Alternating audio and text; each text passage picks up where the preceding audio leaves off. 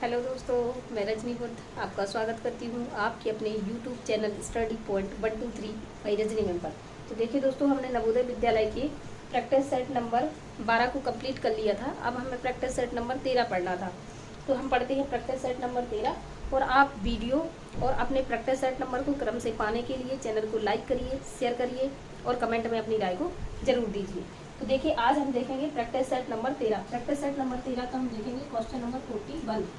Question number 41 में क्या बोला गया है कि किसी आयताकार क्षेत्र का कर्ण है। तो सबसे पहले हम क्या कर लेते हैं, कोई एक आयत बना लेते हैं। आयताकार ये कर्ण है।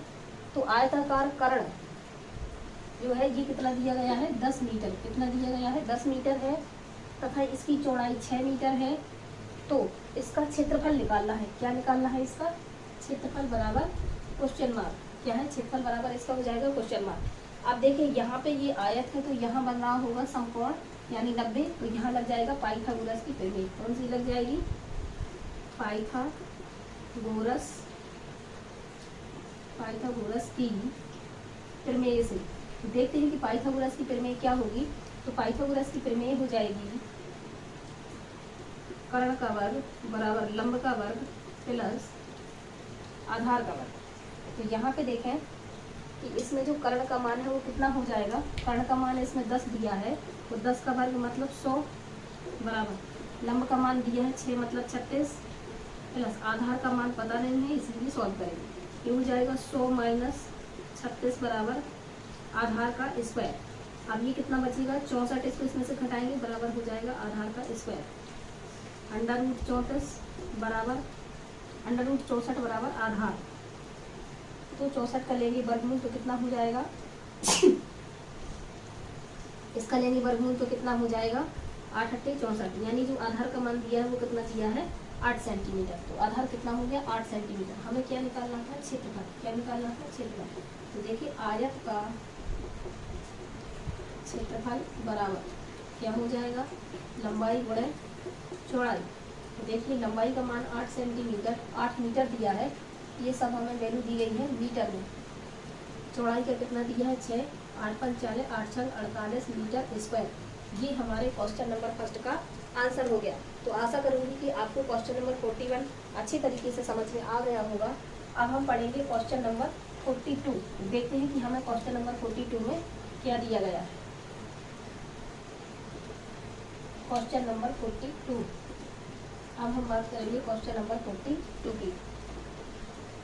क्वेश्चन नंबर 42 में बोला गया है कि 3/8 1/12 का कौन सा भाग है।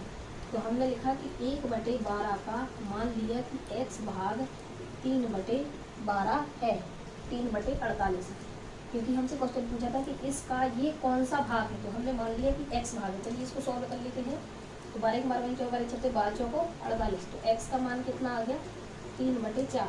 तो इसका यानी 1/12 का 3/4 भाग कितना आ जाएगा 3/48 आ जाएगा। ये हमारे क्वेश्चन नंबर 42 का आंसर हो जाएगा। अब हम पढ़ेंगे क्वेश्चन नंबर 43।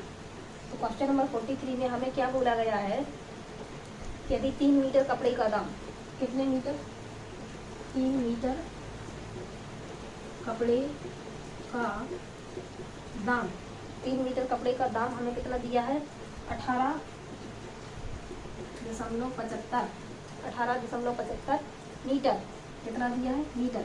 जब ये 3 मीटर का है तो 1 मीटर का कितना होगा, 1 मीटर कपड़े का दाम बराबर कितना हो जाएगा। ये 3 मीटर का दिया है तो 1 मीटर का हो जाएगा 18.75/3।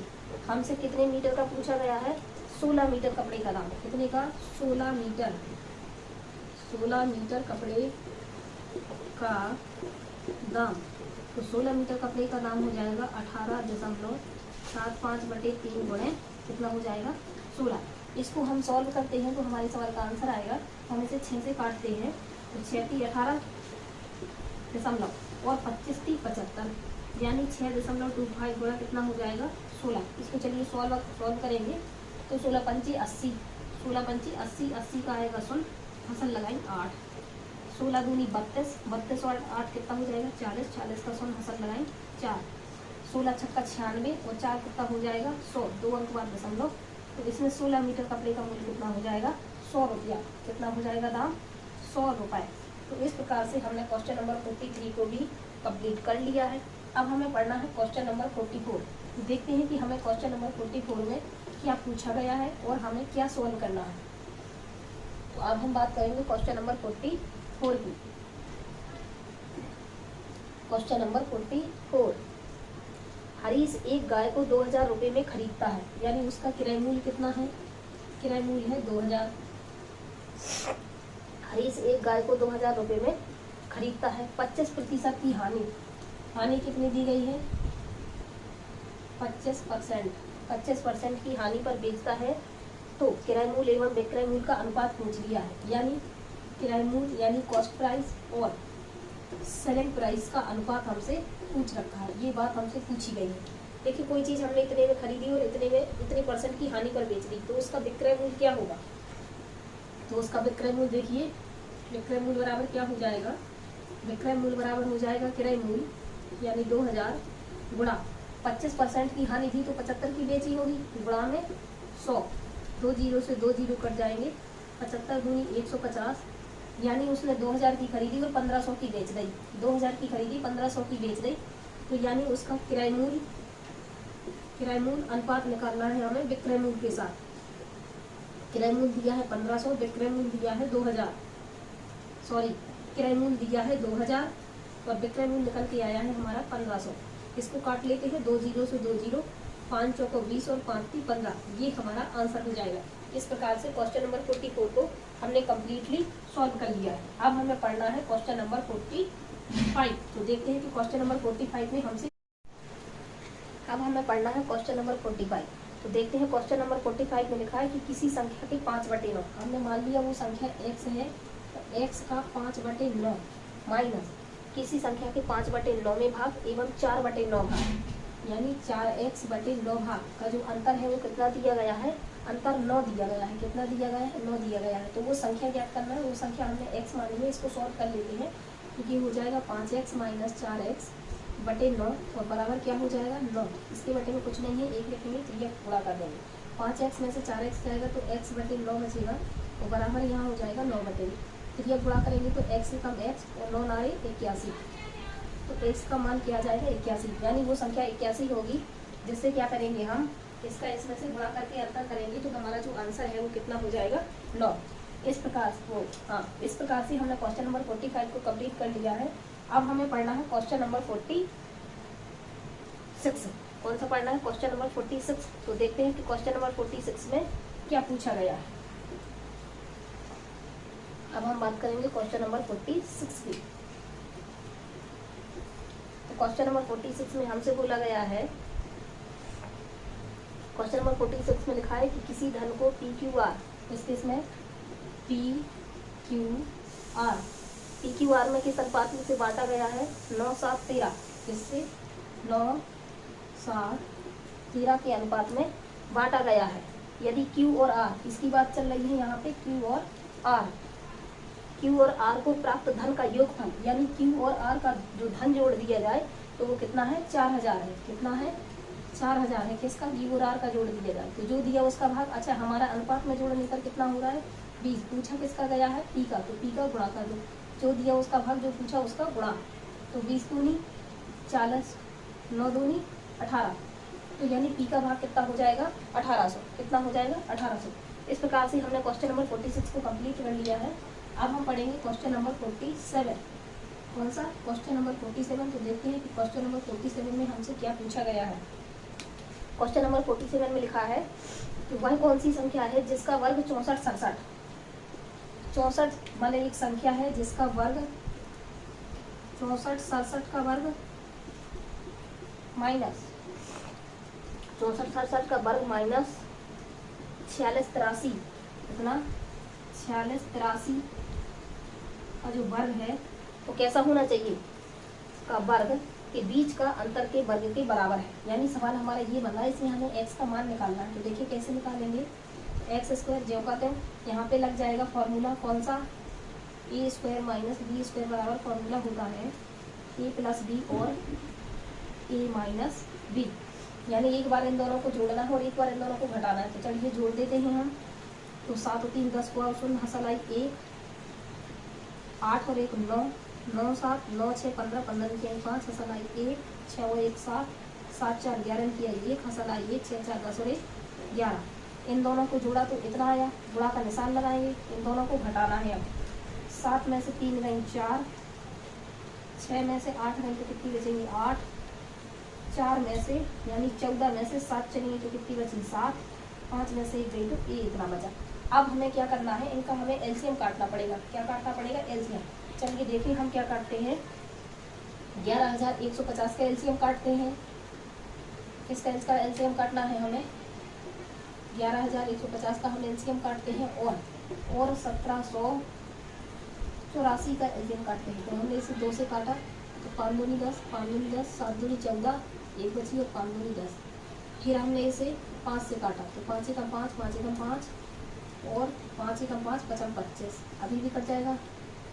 5 दूनी 10, 5 दूनी 10, 5 3 15, ये इतना कट गया। इसको काटते हैं 2 से तो 8 दूनी 16, 1 बचेगी, 9 दूनी 18 और 2 दूनी 4। फिर 2 से काटेंगे तो 4 दूनी 8, 4 दूनी 8 और 6 दूनी 12। फिर 2 से काटेंगे तो ये क्या हो जाएगा 3 दूनी 6, सॉरी 2 दूनी 4, 2 दूनी 4 और 3 दूनी 6। देखिए यहाँ पे 283 आ गया, यहाँ पे भी 283 आ गया।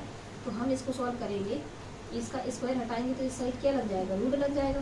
तो इसका गुणनखंड क्या लिखा है 2 गुणा 5, क्या लिखा है 2 गुणा 5 और यहाँ क्या लिखा है 2 गुणा 2 गुणा 2 और यहाँ क्या लिखा है 223 और यहाँ पे भी क्या बचा है 223।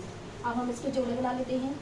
तो x बराबर हमें 2 दिया है, कितनी बार 4 बार, तो हमने 2 बार बाहर निकाल लिया। 5 कितनी बार दिया है 2 बार, तो 1 बार 5 बाहर निकाल लिया और 2 2 3 ये आ गया। देखिए अब इसमें क्या करते हैं हम, 2 दूनी 4 और 4 पंचे 20, यानी 20 गुणे 223 इसका गुणा कर लेते हैं। 1 दूनी 46 और 2 दूनी 4 और 0 का 0, यानी इतना आएगा हमारा इसका वर्ग करके दोनों के अंतर करने का। इस प्रकार से हमने क्वेश्चन नंबर 47 को भी कंप्लीट कर लिया है।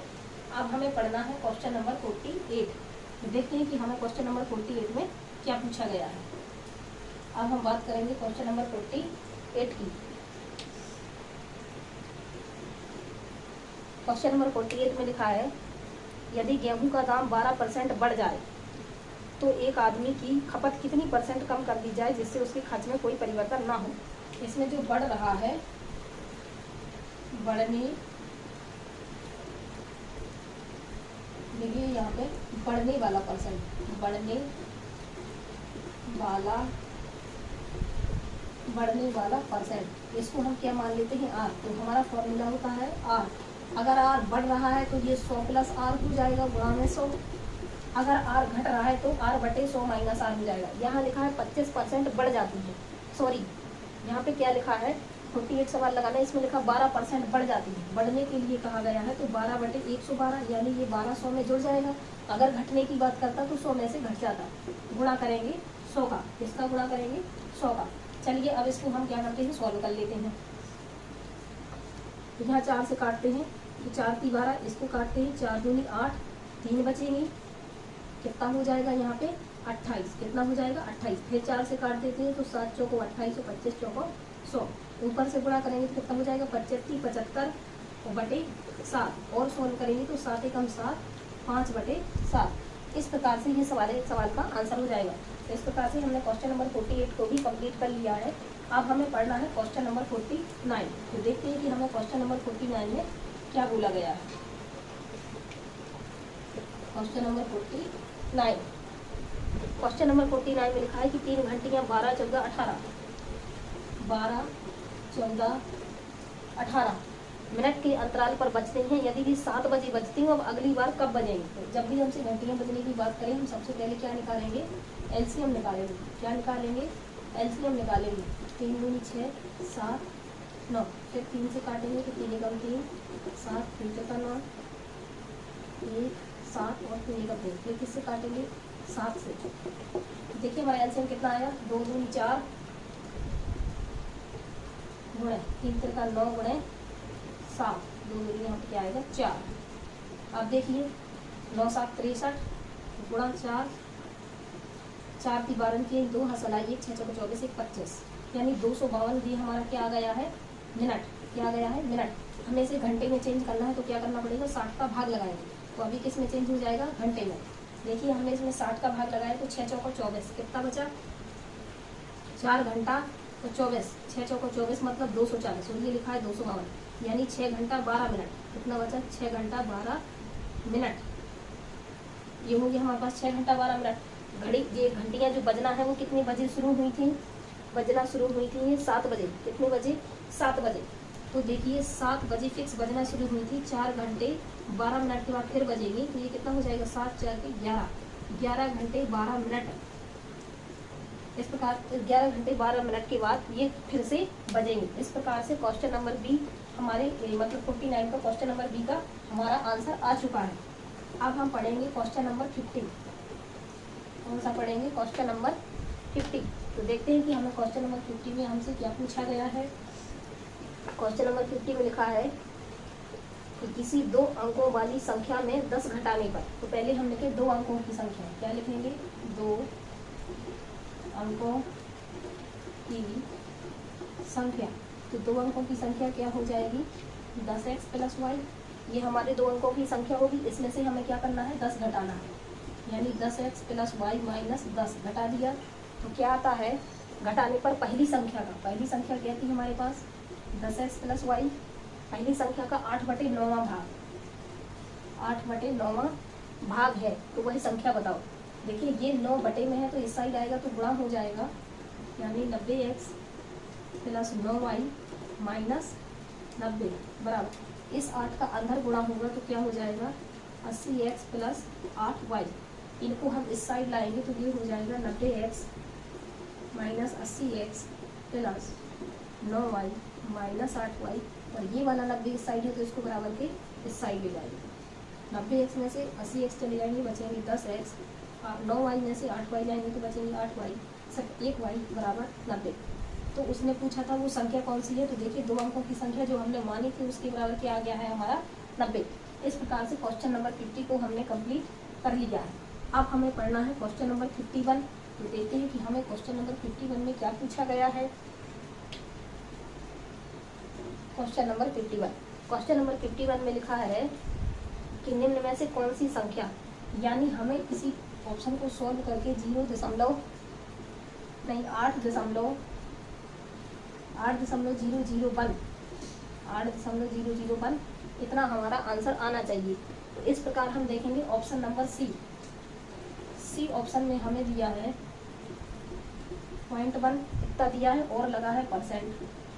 तो परसेंट देखिए जब हम लिखेंगे 0.1 और बटे में लगाएंगे 100, यानी ये पॉइंट 2 दशमलव और खिसक आएगा 2 जीरो, तो हो जाएगा 0.001। इस प्रकार से इसका हमारा ऑप्शन नंबर सी सही हो जाएगा। अब हम पढ़ेंगे क्वेश्चन नंबर 52 और देखते हैं कि क्वेश्चन नंबर 52 में हमसे क्या पूछा गया है। तो इसमें पूछा 156 को किससे भाग लगाना है, हमें 25 से। किससे भाग लगाना है, 25 से। वो कह रहे हैं इससे भाग लगा दिया जाए तो भागफल क्या बचेगा, वो कह रहे हैं इससे भाग लगाएं तो भागफल क्या बचेगा। चलिए देखते हैं हम। तो 25 छक्का 150, 25 छक्का 150, यहाँ पे सब 6 बचेंगे, पॉइंट लग जाएगा। 25 दूनी 50, 12 बचेंगे, 25 पंचे 125। तो जो ये आएगा ये क्या कहलाएगा हमारा, ये भागफल कहलाएगा। और इस सवाल में हमसे भागफल ही पूछा गया था। इस प्रकार से हमने क्वेश्चन नंबर 42 को कंप्लीट कर लिया है। क्या कर लिया है, 42 को कंप्लीट कर लिया है। अब हमें पढ़ना है क्वेश्चन नंबर 53। देखते हैं हमें क्वेश्चन नंबर 53 में, अब हम पढ़ेंगे क्वेश्चन नंबर 53। तो देखते हैं कि हमें क्वेश्चन नंबर 53 में क्या बोला गया है। तो कितने समय में 50 रुपये का मिश्रधन, यानी इसमें हमें मूलधन दिया गया है 50, मिश्रधन दिया गया है 55, और क्या दिया गया है, और हमें दिया गया है इसमें मिश्रधन 10% वार्षिक दर, यानी हमें इसमें दर भी दी गई है 10%। समय हमसे पूछ लिया गया है, क्या पूछ लिया है, समय।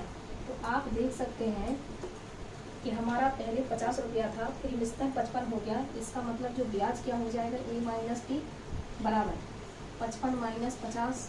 तो हमारे ब्याज की वैल्यू कितनी आ गई, 5। अब हम फॉर्मूला लगाएंगे ब्याज का। तो मूलधन गुणे दर गुणे समय और बटे 100। हमें इस सवाल में बोला क्या गया था है तो इसमें 4% वार्षिक ब्याज की दर से ब्याज दर कितना होगा। चलिए हम मान रख लेते हैं। तो ब्याज हमारा 5 आया है और मूलधन 50 है, दर 4% है, समय का पता नहीं घटेगा 100। इसको सॉल्व करते हैं तो 50 दूनी 100, 2 दूनी 4, तो जो 30 समय का मान हो जाएगा 5/2, यानी और सॉल्व करेंगे तो हो जाएगा 2 वर्ष 1/2 वर्ष। कितना समय लगेगा, यानी 2.5 साल का समय हमारा आंसर आ जाएगा। अब हम पढ़ेंगे क्वेश्चन नंबर 54। तो देखते हैं कि हमें क्वेश्चन नंबर 54 में क्या पूछा गया है। तो हम बात करेंगे क्वेश्चन नंबर 54 की। तो क्वेश्चन नंबर 54 में लिखा है कि 40 से अधिक अंक प्राप्त करते हुए तो ऐसे कितने छात्र हैं जिन्हें 40 से अधिक अंक प्राप्त किए हैं। तो यहाँ पे देखिए, यहाँ 40 से अधिक अंक वाले हैं, तो ये 50 है, इसकी कितनी संख्या है 10। कितनी संख्या है 10 प्लस फिर ये जो 60 अंक आए हैं इनके कितने बच्चों की, इनकी संख्या कितनी है 15। कितनी है 15 प्लस जिनके 70 अंक आए हैं इनकी संख्या कितनी है 30। कितनी है 30। आप देख सकते हैं 30 और 40 और 50 55। तो इसका हमारा 44 का आंसर कितनी आ जाएगी, ऐसे बच्चों की संख्या है 55। अब हम क्वेश्चन नंबर पढ़ेंगे 55। तो देखते हैं क्वेश्चन नंबर 55 में क्या लिखा है। किसी विषम प्राकृतिक संख्या के परवर्ती एवं पूर्ववर्ती का गुणनफल हमेशा किस संख्या से विभाजित होगा। मान लीजिए हमने एक संख्या ले ली 5, इसका पूर्ववर्ती ले लिए 4, इसका परवर्ती ले लिए 6। पूर्ववर्ती मतलब एक घटाना, परवर्ती मतलब एक जोड़ना, इन दोनों को कर दिया गुणनफल तो 6 चौको हो गए 24। इनमें से ये हमेशा किससे कटेगा 8 से। किससे कटेगा 8 से। 8 × 24, तो यानी जो इसका 8 होगा क्या होगा 8। ये हमारा आंसर हो जाएगा। इस प्रकार से क्वेश्चन नंबर 55 को हमने कंप्लीट कर लिया है। अब हमें पढ़ना है क्वेश्चन नंबर 56। तो देखते हैं कि हमें क्वेश्चन नंबर 56 में हमसे क्या बोला गया है। Question number 56। क्वेश्चन नंबर 56 में हमें सवाल उतारना ही पड़ेगा। तो इसका सवाल नंबर दिया गया है, सवाल नंबर में लिखा है 25 माइनस, क्या लिखा है 25 माइनस 5 2 प्लस 3, अगला कोष्टक लगाएंगे 2 माइनस 2, छोटा कोष्टक हो जाएगा 5 माइनस 3, बड़ा कोष्टक बंद, प्लस 5, मझला कोष्टक माइनस 10, बड़ा कोष्टक भाग का निशान लगाएंगे और ये हो जाएगा हमारा 4। इसको हम सॉल्व करने का प्रयास करेंगे। देखिए इसमें हमें सबसे पहले क्या करना है, हमें छोटे कोष्टक को सॉल्व करना है। तो ये हो जाएगा 25 माइनस 5, भाग लगाएंगे 2 प्लस 3, 2 माइनस 2, और यहाँ देखेंगे आप 5 में से 3 घटाएंगे तो क्या बचेगा 2। क्या बचेगा 2 और प्लस 5। इस प्रकार से हमने छोटे कोष्टक को सॉल्व कर लिया है। अब हम चलते हैं अगले स्टेप की ओर। तो हो जाएगा 25 माइनस 5, 2 गुणा 3। अब यहाँ पे देखिए प्लस है ना, प्लस है आपने बनाना कहाँ, यहाँ पे क्या है प्लस है। अब यहाँ देखिए कितना हो जाएगा 2 दूनी 4। तो ये क्या बनेगा मझली कोष्टक के अंदर 2 माइनस 4 और प्लस 5 माइनस 10 और भाग में हो जाएगा हमारा 4। यहाँ देखिए 25 माइनस 5, 2 प्लस 3। अब यहाँ देखिए 5 और 2 7, 7 में से 4 जाएगा तो कितना बचेगा 3। तो यहाँ पे क्या आ जाएगा गुणा 3 और ये हो जाएगा हमारा मझला कोष्टक माइनस 10 डिवाइड बाई 4। इसको देखिए ये हो जाएगा 25 माइनस 5। अब यहाँ देखिए 3 × का 9, 9 और 2 11, 9 और 2 11 माइनस ये क्या हो जाएगा 10 और यहाँ पे हो जाएगा भाग का 4। ये हो जाएगा 25 माइनस 5। अब 11 में से यहाँ पे क्या चला जाएगा 10, तो क्या बचेगा 1। क्या बचेगा 1 और बटे का 4 यहाँ आ जाएगा। यानी 25 में से हमें 5/4 को घटाना। तो 25 चौको 100 माइनस 5 बटे 4, 100 में से 5 जाएंगे तो कितना बचेगा 95/4। इसका भाग लगाएंगे तो हमारा आंसर क्या आएगा। इसमें हमें किस प्रकार से सवाल का आंसर दिया गया है, दशमलव में दिया गया है। किसमें दिया है दशमलव में। देखिए 4 दूनी 8, 1 बचेगी, क्या बचेगी 1 बचेगी। 4 दूनी 8, 1 बचेगी। 4 × 12, 4 × 12 कितना बचेगी 12 × 3 15, 3 बचे 4 बचेगी। ये हो जाएगा 2 3। जब 3/4 हो तो इसको सॉल्व करेंगे तो हो जाएगा 0.5। इस प्रकार से हमने क्या किया है क्वेश्चन नंबर 56 को कंप्लीट कर लिया है। अब हमें पढ़ना है क्वेश्चन नंबर 57। तो अब हम बात करेंगे क्वेश्चन नंबर 57 की। तो देखते हैं कि हमें क्वेश्चन नंबर 57 में हमसे क्या पूछा गया है।